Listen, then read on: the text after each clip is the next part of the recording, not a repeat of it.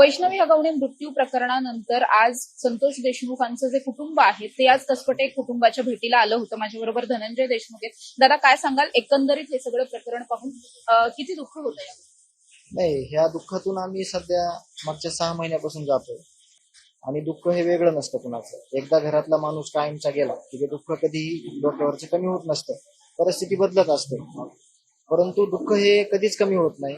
ज्या घरातले जे लोक आहेत, जे पीडित कुटुंब आहे, त्या कुटुंबाचं दुःख कधीच कमी होत नाही. परंतु हे सगळं कुटुंबाचं दुःख असताना देखील रस्त्यावर येऊन लढावं लागतंय, न्याय मागावं लागतोय. म्हणजे खरंच हे सगळं म्हणजे विचारशक्तीच्या पुढचं आहे. परंतु न्याय व्यवस्थेवर विश्वास ठेवून अहिंसेच्या मार्गाने आपण लढून न्याय मिळवून घेणं हेच फक्त आपल्या हातात आहे.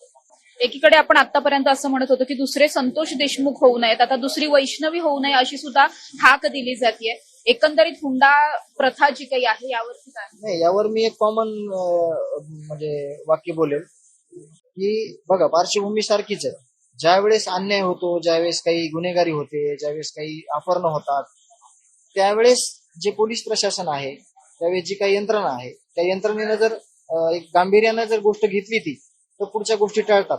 परंतु का माहित नाही, परंतु ज्या काही अडचणी असतात, ज्या काही शिकायती असतात, त्याकडे गांभीर्यानं बघितलं जात नाही. आणि एवढ्या मोठ्या घटना घडल्यानंतर मग सगळे त्याच्याकडे प्रामुख्यानं बघतात. परंतु वेळ निघून गेलेली असते, आपल्यातून माणूस निघून गेलेला असतो. फक्त राहते ते फक्त प्रोसेस कायद्याची. त्याच्यामुळे की ज्या ते त्यावेळेस जे ते प्रकरण होण्याच्या अगोदर जे काही सूचना दिलेल्या आहेत किंवा जे काही तक्रारी आहेत, त्याचं निवारण जागच्या जागेवर केलं तर पुढच्या गोष्टी टळतील. परंतु तसं होताना दिसत नाही आणि इतक्या मोठ्या भयानक घटना या महाराष्ट्रामध्ये घडतात. दादा, एक शेवटचा प्रश्न आहे. तुम्ही स्वतः संतोष देशमुखांचे भाऊ म्हणून अनेक दिवस झाले लढताय. तुमच्या शब्दाला पण या संपूर्ण समाजामध्ये मान आहे. एक तुम्हाला सुद्धा मुलगी आहे, वैभवी आहे. आता इथून पुढे अशा पद्धतीची घटना घडू नये म्हणून तुम्हाला समाजाला हुंडाबंदीच्या विरोधात काही आव्हान करायचं? नाही, ही गोष्ट तर समाजाच्या विरोधातलीच आहे. ही गोष्ट केलीच नाही पाहिजे. आणि ह्यातून जर अशा घटना घडत असतील तर तेवढं दुर्दैव या महाराष्ट्राचं, दुसरं काही नाही. कारण का फक्त आपण म्हणण्यापुरतं हे जे काही लेकीबाळीचा विषय आहे ते म्हणण्यापुरता ठेवू नये. तर खरं तर तो प्रॅक्टिकली झाला पाहिजे. आणि प्रॅक्टिकली ज्यावेळेस होईल त्यावेळेस अशा घटना खरोखरच होण्याच्या टळतील. नक्कीच या सगळ्या ज्या हुंडाबंदी विरोधातले कायदे आहेत हे प्रॅक्टिकली अंमलबजावणी या सगळ्या गोष्टींची व्हायला हवी. त्याशिवाय हे सगळं थांबणार नाहीये, अशा पद्धतीचे बळी जाणं थांबणार नाहीये. ज्या दिवशी हे सगळ्या कायद्यांची अंमलबजावणी स्ट्रिक्टपणे होईल त्यानंतरच आपल्या घरातल्या ज्या लेकीबाळी आहेत त्यांचं कल्याण होईल, असं सांगताना धनंजय देशमुख आपल्याला पाहायला मिळाले. कॅमेरा पर्सन निलेश सह समृद्धी जाधव, टॉप न्यूज मराठी, पुणे.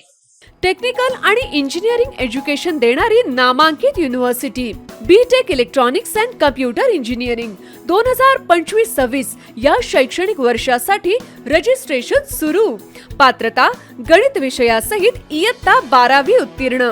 प्रत्यक्ष इंजिनियर्स कडून टेक्निकल आणि इंजिनिअरिंग शिक्षण.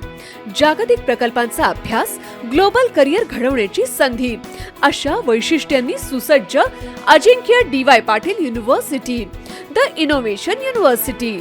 संपर्क 83 29 14 26 65.